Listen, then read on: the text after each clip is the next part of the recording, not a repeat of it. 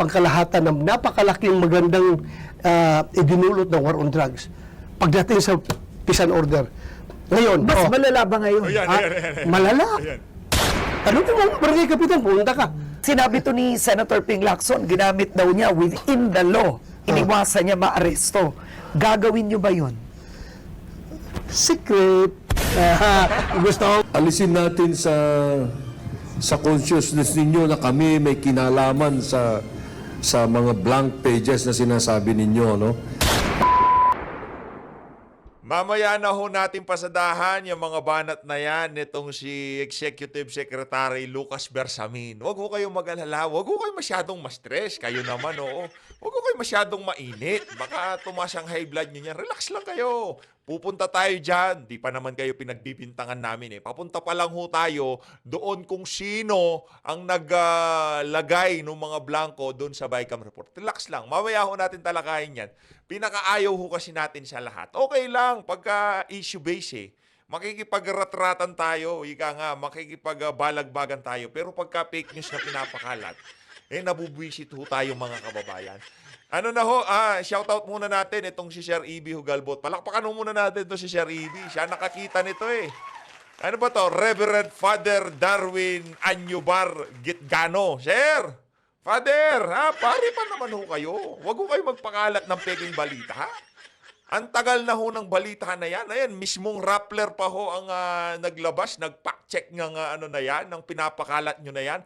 2025 na ho tayo. Kailan ho ba na-publish yung balita na yan? Ayan ho, Reverend Father Darwin Anyubar Gitgano, July 14, 2020, false Marcoreta, once crucifix removed from hospital. Peki ho yun. Palakpakan ho tayo. Paminsan-minsan, tumatama din ho pala itong Rappler na to, ha? Sa katagal-tagal ng pahayagan na to, tumama din ho pala kahit isang beses, no? Ayan o mga kababayan, noon pa hong 2020, yung pinapakalat nyo na yan na gustong tanggalin itong si Kong Dante, yung mga cross, sa mga hospital, peking balita ho yan. Hindi nyo pa ho ba buburahin yan? 21 hours ago. Ha? Baka ho baka doon sa, ito tanong lang nabayaran ho ba kayo, Father? Nakita ko, nagbablog din kayo eh. Pari pa naman kayo. Ha? Ang dami na akong nagkomento. Ito, ganito lang naman nung kasimple yan eh. Ipagpalagay na natin, Father. Na hindi nyo ho alam na peke yung balitang pinapakalat nyo na yan. Ha? Hindi nyo ho alam na peke yung balita na yan. Ang dami na hong nagkomento, di ho ba kayo na-curious? Di ho ba kayo na-curious? Na ito bang isinyer ko na to, totoong balita kaya to? Baka ginugood time na ako noong nag-share sa akin na to at pinapost sa akin itong larawan na to ni Congressman Rodante Marcoleta. Okay lang ho, issue-based. Banata niya yung si Kong Dante doon sa mga patutsada niya, sa mga walang hiya sa ating pamahalaan. Okay lang, banatan niyo siya. Pero pagka siningitan nyo siya ng mga ganyang klaseng kabalintunan, maraming aalma sa inyo dyan, Father. Ayan ang pagmumuka nitong si, Rev. Father Darwin Anyubar Gitgano. Father, ayusin nyo ho yung, pagpo-post. Ano ba nakalagay dito sa post niya na to? Mga kapatid na Katoliko, tandaan ninyo ang nasa larawang ito. Bakit tatandaan kasi kailangan iboto yan? Kasi sa lahat ng kandidato, isa ho itong si Congressman Rodante Marcoleta sa merong napakagandang plataforma. Yan si Atty. Vic, yan si Pastor Kibuloy. Sila ho talaga yung, kumbaga, pagka nagkalatagan ng plataforma, tataob ho yung mga kalaban nila na yan diyan sa senatorial election. Siya ang may akda ng House Bill 4633 o Anti-Crucifix Bill. Ano ba? Ayan na nga ho, mag-research ho kayo. Pari kayo, dami niyong kaibigan. Pwede nyo naman hong i-search yan. Lalabas ho, pinakauna yung Rappler na yan. Shoutout dito kay Sir Ibi. Nakita ho natin yan sa sa wall niya. Sir Ibi talaga ng mga ibang klase ho talaga to. Pagka kayo, i-profile nito, talagang pati kaapu-apuhan nyo, makikita niya si Sir Ibi. Ayan o, anong ginuko? Ginuo ko. Wag naman ganun, sir. Paninira na ho yan. Bakit takot na takot kayo kay Congressman Rodante Marcoleta? Please, sa mga makakakita ng ganitong propaganda, i-comment nyo lang ho sa baba, Fake news yan. Ha? Fake news ho yan. Hindi yan ho ang diwa ng House Bill 4633. Hindi ho yan ang diwa niya. Ang diwa ho niyan, kung ikaw, iba ang denominasyon o relihiyon, pagka dyan sa ospital, meron kayong common area na kung saan ma-exercise mo yung pananampalataya. Hindi ka naman naniniwala sa ganitong relihiyon at papasok ka doon sa isang lugar dyan sa hospital na kung saan wala kang choice. Makikita mo, nakadipa, di ba? Oh, merong crucifix. Hindi naman ho kasi lahat tayo Katoliko. Kaya yung diwa ho, napakaganda. Kaso binaboy ho nila dahil lang may akda itong si Congressman Rodante Marcoleta. O baka ma-misinterpret ng ibang mga kababayan natin. Kaya hindi ho nagtuloy-tuloy yan. Pero kung atin titignan, kahit hindi pa yung si Congressman ang may akda niyan, tayo ho isusuporta dyan. Ano ho yun? Karapatan Karapatan ho yun. Na magkaroon ng malayang pagpapahayag ng iyong pananampalataya. Siyempre, hospital ho yan. Marami diyan nasa bingit na ng di ba, ng kamatayan. Kumbaga, yung iba diyan nasa dapit hapon na ho. At kailangan pagka nandiyan ka na yung iba talagang kamag-anak talagang nananalangin. Paano pagka hindi ang mga Katoliko? Dapat ho wag niyo hong isipin na sa inyo lang umiikot ang mundo, okay? Father Darwin Anyubar Gitgano, hindi ako galit sa iyo. Galit lang ho ako dito sa post mo. Pero kayo, hindi ko ho kayo kilala.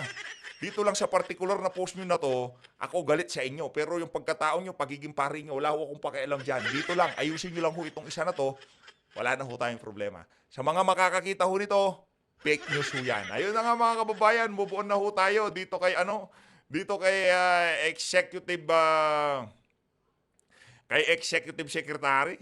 Punta na ho tayo dito kay alis ka na dyan. O yan. Dito ho tayo kay Executive Secretary Lucas Bersamin. Ito talagang si Lucas Bersamin. O mamaya yung kay Senator Bato yung 25 minutes niya dito kay Ma'am Karen Davila. Pero pasadahan ho muna natin to. Game! Hindi dapat isisi sa Malacanang ang umunoy nakitang blankong items o halaga sa bicameral conference report para sa panukalan 2025 national budget. Ayon kay Ano daw ulitin natin? Hindi dapat isisi sa Malacanang ang umunoy nakitang blankong items o halaga sa bicameral conference report para sa Ano daw ulitin natin? Isa pa! Hindi dapat isisi sa Malacanang ang umunoy nakitang blankong items o halaga sa bicameral conference. Hindi naman kayo sinisisi. Bida-bida ka lang, Bersamin. Wala namang naninisi sa inyo. Wala nga nagbanggit sa inyo Ang problema lang dito, yung BICAM report. Pagpasok ng Lunes, kaagad bumanat kayong dalawa nitong si Bangag. Kesyo fake news yan, kesyo ganito yan, hindi pipirmaan yung budget na yan. Kung kulang-kulang, wala naman nung nagsabi na doon sa podcast na pinirmahan ni Marcos Jr. yung kulang-kulang na budget. Wala naman ho. Ang sinasabi lang namin, yung BICAM report. Mga kababayan, di ho natin titigilan tong issue na to. Hindi ho natin pwedeng tigilan to. Kasi nandyan yung ICC issue. Napakainit din ho nun. Nasarap din pag-usapan nun. Napakarami hong issue ngayong mga panahon na to. ICC, yung mga isinisiwalat nitong si Mayor Magalong, at napakarami pa hong iba. Pero ito hong issue na to, kailangan ho nating araw-arawin, oras-orasin to, para hindi mawala sa kamalayan ng ating mga kababayan kung paano tayo lokohin nitong mga walang yang congressman diyan sa House of Representatives. Yung mga bataan ni Tambaluslos. 'Di ba? Sinong naglagay ng laman doon sa mga patlang? Yun. Hindi yun ginawa ko kasing examination pagkatapos na pirmahan ng mga mag-exam na ako, lalagyan ko na ng laman to. Ano kaya ang ikalulugod na numero nitong si Tamba? Linagyan niya ng bilyon-bilyon. Yun, masaya sila noon. Pero hindi ho nila inaasahan na merong isang kong ungab na kakana sa kanila. Conference report para sa panukalan 2025 national budget.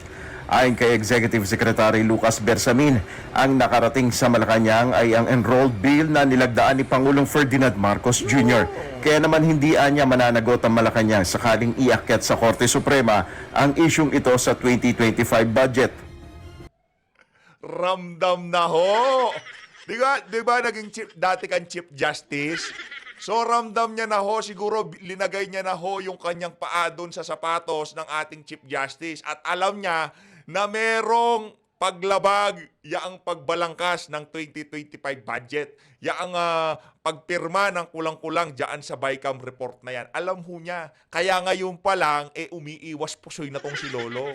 Ang problema natin dyan is, hindi kami ang mananagot dyan kung meron mang pagkukulang sa bagay na yan dahil BICAM report yan eh. Wala kaming kinalaman sa BICAM report. Ang may Sa sobrang bida-bida nyo kasi, banat kayo ng banat, di nyo pa napanood yung kabuuan ng podcast, bumira kayong dalawa ni Bangag. O ngayon, anong una saan mo? Hindi, walang kulang sa sa GAA. Walang enrolled bill, walang kulang. Kumpleto. Hindi naman yun ang tinutukoy namin eh. kinalaman lang kami yung finished product na pinapirmahan sa presidente. Hindi How about yung hindi paglagay ng subsidiya sa PhilHealth? Wala ho ba kayong kinalaman doon? Pinirmahan niya eh. Di ba? Paano naman ho yung budget ng Department of Education na tinapyasan? Wala rin din ho kayong kinalaman doon? Ano to? Nagkakalaglagan na tayo? Ganon? Ba? Hindi, wag naman hong ganon. Hindi lang naman ho yung BICAM issue. Sa susunod na yung mga yon, pero issue pa rin ho yun. Yung hindi paglalagay ng subsidiya sa PhilHealth at yung pagtapya sa budget ng Department of Education. Napakarami ho talagang problema nitong budget na to. Sa totoo lang, mga kababayan. Hindi ho tayo matatapos dito. Baka December 2025 na. Nagpapasko na yung iba nating mga kasama dito. Pinag-uusapan pa rin ho natin tong budget na to. Kung pilit ho nilang binabalik yung 2023 2022 Confi Fund nitong si VP Sara, ibabalik-balik ho natin itong BICAM report na to na rin natin pikahan ng mga walang yang congressman at senador na to. Tuloy. yung blank check. Giit ni E.S. Bersamin, wala silang kinalaman o maging si Pangulong Ferdinand Marcos Jr. sa Kalma issue ng lang. blankong halaga sa BICAM report. Alisin natin sa consciousness ninyo na kami may kinalaman sa mga blank pages na sinasabi ninyo, no? That is why we resented so much yung impression that the president was given a blank check. Wala kaming kinalaman doon sa internal sa Congress yun. Di ho natin malaman. Executive Secretary Lucas Bersamin, nagpupulburon na rin ho ba kayo? Kasi mulat na rin ho yung mata nyo eh. Hindi naman ho kasi dati ganyan yung mata nyo. Mulat na rin. Di na rin ho ba kayo natutulog, ha? Itong si Bersamin, ito lang ho naman ang problema natin dito. Next time ho, ito, Lunis na naman. Baka meron na namang podcast mamaya, di natin alam. Lunis na naman bukas. Bukas, kahit anong itanong ng media, sabihin mo, pag-aralan muna namin, ha? Huwag kang magpapatiunang sumagot, ha? Huwag kang maglalabas ng iyong official statement kasi masusunog ka na naman. Kagaya dyan, natusta ka. Natusta yung si Bangag. Anong nangyari sa inyo ngayon? Ngayon, kumakambyo kayo. Wala kaming kinalaman dyan sa BICAM. Sila lang dyan. Loko-loko! Ba't kasi bida-bida kayong dalawa nitong si Bangag? Internal sa Congress yun. Ayon kay Budget Secretary Amena Pangandaman, ang makakasagot lamang sa isyong ito ay ang mga miyembro ng BICAM. Yung sinasabi po nila na blanco, sila din po ang makakapagpuno nung blanco. Naniniwala rin si E.S. Bersamin na dati na ring nagsilbi bilang Chief Justice ng Supreme Court na hindi pipigilan ng SC ang implementasyon ng 2025 GAA. Alam mo, the Supreme Court will never stop the budget from being implemented. Ayun. Naglabas na ho siya ng kanyang legal opinion. Para kahit papaano, matali na ang ating Supreme Court na maglabas ng kung ano mang desisyon dyan sa GAA na yan, dyan sa ating budget na yan. Dahil nga naman naging Supreme Court ho siya dati. Di ba? Mantakan nyo, Supreme Court ka dati. Ngayon, pinangungunahan mo ang Supreme Court dyan sa isasampang na yan na asunto dyan sa ating 2025 budget, di ba? Ngayon palang pinangungunahan mo na. Huwag hong ganyan, hayaan nyo ang Supreme Court. Hindi na kayo Chief Justice. Executive Secretary na kayo, sir. Please lang ha, wag ho nating unggoy ng mga Pilipino. Inuunggoy nyo, pati nga Chief Justice. Ano, Executive Secretary na kayo? Chief Justice pa kayo? Ganon? Nakanantokwa. Wag naman hong ganyan. Wag nyo hong pangunahan. Ha, hindi na ho kayo, hindi na ho kayo Chief Justice. Diyan na ho kayo kay Marcos Jr. At kailanman, tandaan nyo to ha, Lucas Bersamin. Respeto ng sambayan ng Pilipino sa inyo. Maging sa anak at magiging apo mo, wala kaming respeto. Pagka apelido Bersamin, panigurado, mukhang pulburo niyan. Right? I cannot understand if the Supreme Court will have that tendency to put a stop to it, even if any of those challengers will ask for a TRO. Because the government must function, must be run. Ilang individual ang nagpaplano na iakyat sa Korte Suprema ang issue sa umunoy blankong item sa BICAM Committee Report sa 2025 budget. Nel Baribuhok, UNTV News and Rescue. Ayos. Napakagaling na report na to ni itong si Sir Noel Baribuhok. Ha? Shout out. Eto na ho ang harapan. Naku, palakpakan ho muna natin. Matindi-tindi ho itong interview na to. Harapan ito eh. Dito na mayagpag itong si Attorney Vic Rodriguez eh. Hindi lang ho kasi na-share sa atin to eh. Kahapon pa ho. Kailan? Nung isang araw pa ho pala to, January 24, hindi ho na-share sa atin kaya hindi ho natin nagawa na reaction video. Yung kay Attorney Vic ho kasi kagad nakita natin yun eh. Sayang. Pero gawan pa rin ho natin itong kay Senator Bato de la Rosa. Lahat ng kandidato ho nating sasalang, as much as possible, gawan ho natin na reaction video dito sa PH Update. Kung hindi man sila nagkaroon ng napakaraming views dito sa dito, ayan na, hindi makita. Lang ho siya eh, 76,000 lang ho ata. No? Kaya paki-share ho ng video para marinig nyo ang mga plataforma ng ating kalbong Senator Bato de la Rosa. Palakpakan ho natin, ayos. Yay! Taking our invitation. Salamat. Thank you Ray, for inviting me here, Karen. Alright, Salamat. tumatakbo kayo ulit sa pagkasenador, the second term. Ano ang ginawa ni Senator De La Rosa sa Senado? Nagpatawa lang ba kayo o nagtrabaho kayo? Nagtrabaho naman. Di ba pwede sige lang tayo patawa? Trabaho, minsan patawa rin, pero more on trabaho. O anong ginawa niyo, sir? Marami tayong na author at na sponsor ng mga batas. Marami tayong mga issue na naimbestigahan. Ay, teka lang ha, doon sa mga nagpakulay pala, sorry, grabe, sorry. Sorry ha, doon sa mga nagpakulay, doon sa mga nakalipas nating video, grabe, natambakan na ho tayo. Pasensya na ha. Mabilisan ko na ho munang isa-shoutout dito. Grabe naman yan. Pasensya na. Napakarami hong nagpakulay eh. Ito kay Mama Yvonne, maraming salamat. O Ma'am Yvonne, maraming salamat ha. Dito kay Zero. Shoutout sa inyo lahat. Ilan lang ho sila lang ho yung pinaka nasa una. Pero isa-shoutout ho natin lahat sa susunod na video natin. Pasensya na ho ha. Pasensya na dun sa mga kasama natin dito na nagpapa-shoutout. Hindi ko ma-shoutout. Sa susunod na video, medyo na-busy ho tayo kahapon. Grabe.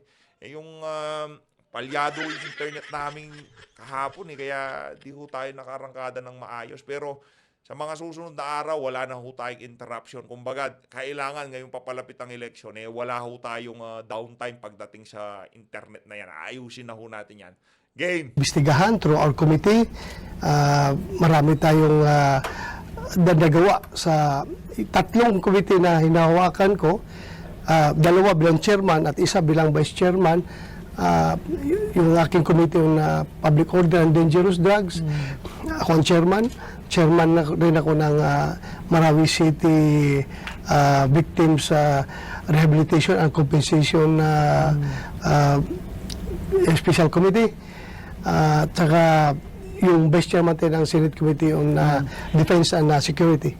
Pero Senator, sa 29 na batas where you were an author and a co-author, ano ba sa mga yun ang nakapagbago ng buhay ng Pilipino? Isa lang, sir. Magbigay ka. Kahirap, no? Sa dami nun.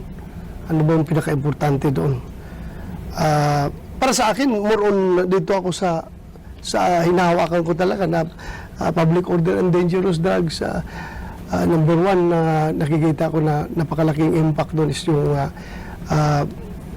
Bureau of Fire Modernization Bill.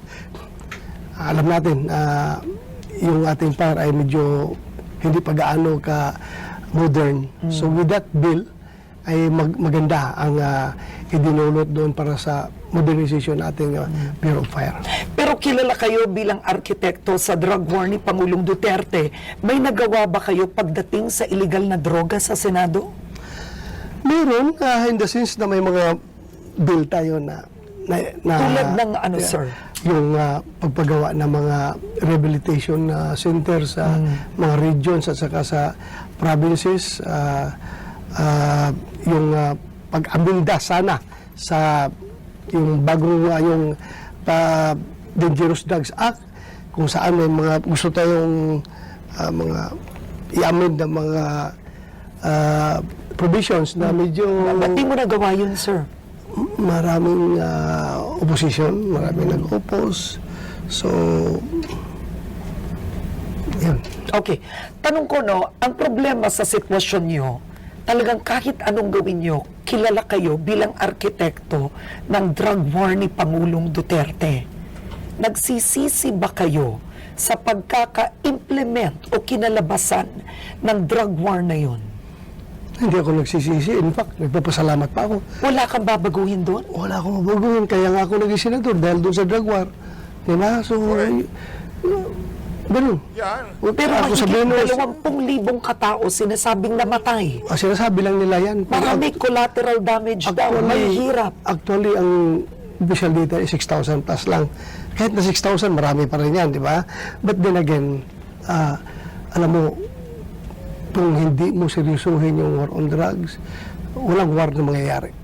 Patuloy ang drugs. Walang war. Okay. So, kailangan talagang, alam mo na, seryosohin. Now, in 2019, you were quoted, may namatay na bata, 3-year-old, dahil sa drug war. Sinabi mo, shit happens. At talaga naman, shit happens. There are Pero times. tama ba yun na sabihin yun? I don't know anong context na gusto mong palabasin niya. Basta sa akin, kami, Pero bata namatay, 3-year-old, sinabi mo, shit happens. I am not referring to the child. I am referring to the operation. Yung operation na pumalpak, na tinuhaan yung bata. Hindi ko sinasabi, shit yung bata. Shit yung operation. Shit happens Pero yung result ng operation. pinarusahan mo ba, sir, yung mga polis? Uy, naimbestigahan yun at nagkakaso yung mga pulis na involved. Sinuntahan mo ba yung magulang ng biktima? I don't know kung napuntahan ko, hindi ko Yun maalala. ang tanong eh. Ang tanong ng marami, napaka-heartless ng drug war sa ordinaryong tao. Hindi mo man lang binisita yung bago. Sen, let's go, Sen! Sen! Sen! Ninunguya ka na ni Karing, ninunguya ka niya. Hindi ko pa, no? Tutuloy pa ba natin? Tuloy pa natin. Ninunguya. Sen, pwede mo namang, binabanatan ka sa drug war, ikwento mo yung resulta ng ngayon, yung kawalan ng drug war. Para di ba? Tabla tayo, ngayon. Yung, ito. Yung drug war, hindi sinasadya at ayaw naming mangyari yon. Okay? Merong nagurgur na bata o kung ano pa man yan. Hindi namin gusto yon. Hindi namin gusto yon. Naimbestigahan yung mga dapat maimbestigahan dyan. Nabisita ko, hindi ko nabisita, nakalimutan ko na, nawala sa isip ko, ang dami kong ginagawa nun. Pero, yung batang 6 na taong gulang na pinutulan ng leeg, sinulid sa lahako, yung mga batang nawawala, ngayong lumalaganap ang illegal na droga, di ba? Ikumpara nyo ho, Senator Bato, yung sitwasyon natin ngayon sa sitwasyon noong panahon ni Tatay Digong. Oo, merong collateral damage. Meron nga dyan eh. Hindi nga dahil sa war on drugs, nakamotor lang, buong pamilya, bumalentong. Wala. Nagurgur silang lahat. Shit happens. Di natin kagustuhan yun. Nangyayari yung mga dapat mangyari. At yung bagay ba na yun, gusto natin. Ayaw. Pero ngayong mga panahon na to, tignan nyo nangyayari sa ating bansa. Dahil napakalaganap ng ligar na to. Kaya mo yan. Saan ba to? Kaya mo yan. Naniniwala ako sa'yo talagang mababalag. Kung heartless ako, Karen, hindi kami nag-launch ng war on drugs. Kung heartless ako, kaya namin ginawa ni Pangulong Duterte yun dahil mahal na mahal namin ang kabataan na maisalba ang kabataan sa problema sa illegal na droga. Kung wala ko pakialam, ano pakialam ko? PNP ako. After mag-retire ako, may retirement ako, bakit pa ako papasok sa problema? Dahil iniisip namin ang future generation ng Pilipinas. Kasi kung hindi natin gawin ang war on drugs, magkakaroon tayo ng mga politiko balang araw, kakaroon tayo ng presidente na adik. Pero Hindi mo pigilan yan. Dahil ang druga, grabing kalat ng druga. Magkakaroon tayo ng presidenteng adik. Meron na nga tayo, Sen eh.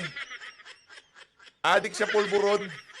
Diba? Ibang klase to si Senator Bato. Gusto ko yun ha, sa lahat ng banat mo, Senator Bato, yun ang pinaka-the best. Pero ang akusasyon ni dating Senator Antonio Trillanes, si Duterte, ay actually ang biggest drug protector. Andiyan na naman, naniwala ka kay Trillanes hanggang ngayon, naniwala ka pa dyan sa tao na yan. Ako hindi ako naniwala. Paano yung mga dokumentong pinalabas niya? Ay, Julia Vargas. Dito. Wala, Okay. ayaw ko pag-usapan yung kasing tao na yan. Nabubusit ako. Ay, alam mo, pasensya na kayo, mahirap pong hindi konti tumawa pag si Senator ang karap. Kasi ganun po kayo sa issue. Eto, malaki today. Si DOJ Secretary Boying Remulla, Naku, yan, sinabi yan, po yan, niya, yan. Gusto ko yan. they are willing to engage with the ICC. Go ahead. Anong reaction mo doon? Go ahead kung ano gusto nila. Hindi namin sila makontrol. Hindi namin sila makontrol. Kung i-engage sila yung ICC, sige lang. Go ahead. Basta ako, very solid yung aking paniniwala na walang jurisdiction ang ICC sa ating bansa. Pumasok kayo dito ICC. We will go to the Supreme Court. We will seek judicial relief. Kung talaga bang may jurisdiction ng ICC dito. Very clear yan. Oo. Very clear yan na yung kanilang ginawa na hingi nila ng permiso, yung prosecutor, paghingi nila ng permiso sa court na mag-conduct ng investigation, effective na ang ating withdrawal sa membership. So, very clear, wala sa jurisdiction. May dalawang judge, may dissenting opinion, in-explain nila sa dissenting opinion yan. Pero tatalo lang sila dahil tatlo ang bumoto for, dalawa lang against. So, diyan mo makikita ngayon that ICC is not for justice. It is all about control. Gusto lang kontrolin yung mga membro nila sa ICC. Ngayon, Senator, nakatanggap ka na ba ng sulat o email sa ICC? Wala. Totoo ba yan? Wala Sinabi akong- mo may natanggap ka, hindi mo May tinanggap. tawag May sa tawag? opisina, Oh. gano'n, Pero bakit ko sa entertainin? That is tantamount to acknowledging or recognizing their jurisdiction over us. Kapag entertainin ko sila, malis kayo. Wala kayong pakialam dito sa amin. Leave us alone. We can do our job here. May lumabas na dokumento na allegedly isa kayo sa 4 na suspects doon sa Duterte drug war na ipinalabas. Once again, yung paborito niyong individual, si dating Senador Antonio Trillanes sa X. Ang tanong ko, may nakuha na ba kayong official na dokumento, any official communication that you are one of the suspects? You are being investigated? Kahit na may matanggap ako o wala, alam ko kapag ICC ang pag-usapan, kasama ako dyan. Pero wala ako officially, wala akong natanggap. Tanong ko, kunwari, no, dumating ang ICC, magtatago ba kayo? Tago. Kung mag-cooperate ang ating gobyerno, let's cross the bridge when the bridge is constructed. So, ay, teka lang. So, posible. Talagang magaling itong idol ko na to. Ayan o, number 22 sa balota. Na-timing pa ha. We will cross the bridge when the bridge is constructed. Sinabi to ni Senator Ping Lacson, ginamit daw niya within the law. Iniwasan niya maaresto. Gagawin niyo ba yun? Secret. Gusto mo. So, gusto kasi mo si malaman? Laila de Lima, ang lakas ng loob, nagpahuli. O, ito tanong ko. Ibig mo sabihin, Wala na ba siyang ibang pupuntahan, madam? Nung ilalabas yung warrant niya, nasa Senado siya, ano gagawin niya? Tatago siya. Hindi na siya makakatakbo. Sa totoo lang, nagsisisi ka ba na si Laila de Lima nakulong? hindi. Bakit ako magsisisi? Pero kung kayo pinaninindigan nyo na si Laila de Lima, talagang tumagat na Dahil drug kasi nung pinahal yung kaso, mabigat yung mga testimonya na binigay ng mga witnesses. But do you believe now they were wrong? Lahat sila, they recanted. Kung nag-recant man sila, that's water under the bridge. Dahil at that time talaga, siya ang tinuturo. O ano magawa ngayon ng DOJ kung hindi entertainin yung kaso? Pero ang tanong ko, dapat ba na-detain yun ng 7 years? Hindi ba pang-aabuso yun ng panahon ni Pangulong Duterte? Pang-abuso kung walang warrant of arrest. Pero may warrant of arrest eh. Nakakulong siya dahil may warrant of arrest siya. So, anong abuso na Walang abuso yun, That not was legal. convicted. Everything was perfectly legal. Kahit hindi siya convicted, that is the process of law. That is the due process. Yan. Kinulong siya Yan. dahil may warrant siya while ongoing ang kaso. So ano Yun. pang-abuso na ginawa ng Pero administrasyon ang doon? tanong ko, 7 years, no conviction? Regardless, kung pag magsabi ka ng abuso, yung You don't, ginawa is you don't beyond the see law. it as a political vindictiveness on the part of the former president? Bakit naman mag-vindictiveness ang sasabihin mo na kung may ebidensya? Oh. Lumabas, wala Porky pala. Nag-recant nga lahat. Nag-recant nga sila, hayaan mo sila because the circumstances before is different from the circumstances now. Oh, wala na si Duterte. Ginamit sila, yung mga tao na yan. So you really believe, tanong ko lang, you believe until today, drug protector si Laila de Lima? You believe it? Wala akong sinasabing I believe na Okay. drug protector siya. Okay. Pero I believe on the veracity of yung mga ginagawa ng DOJ, bakit siya napailan ng kaso? Walang politika doon, Karen. Walang politika.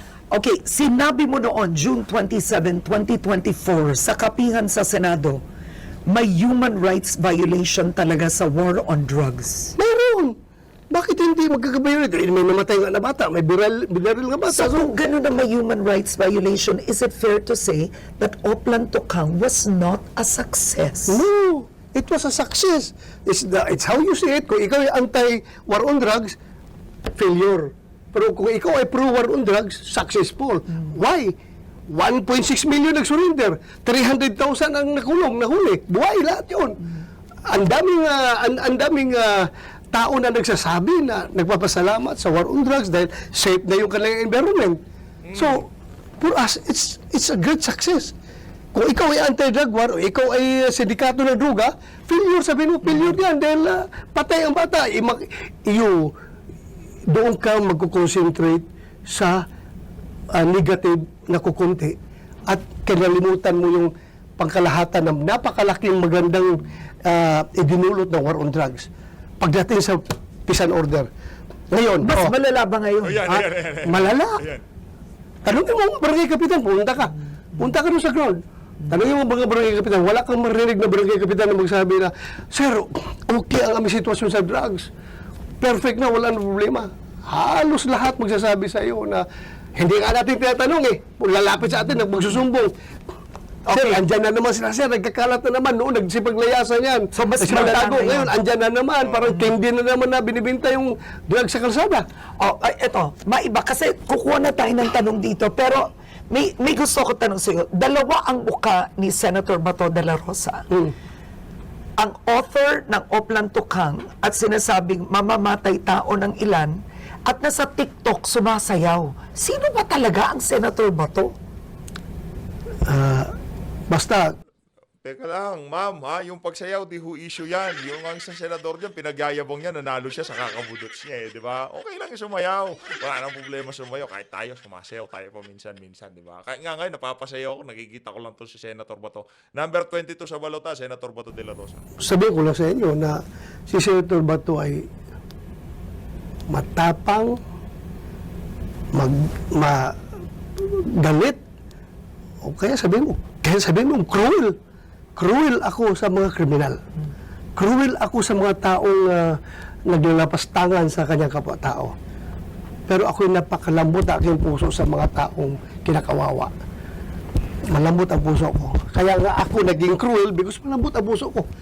Yan ang aking personalidad. Kaya ako galit na galit dahil mahal na mahal ko yung tao. May tanong ako, may napatay ka na ba na pinagsisihan niyo? Hindi man ako actually, lahat ng napatay ko, nagsisisi ako. Bakit buhay yan eh.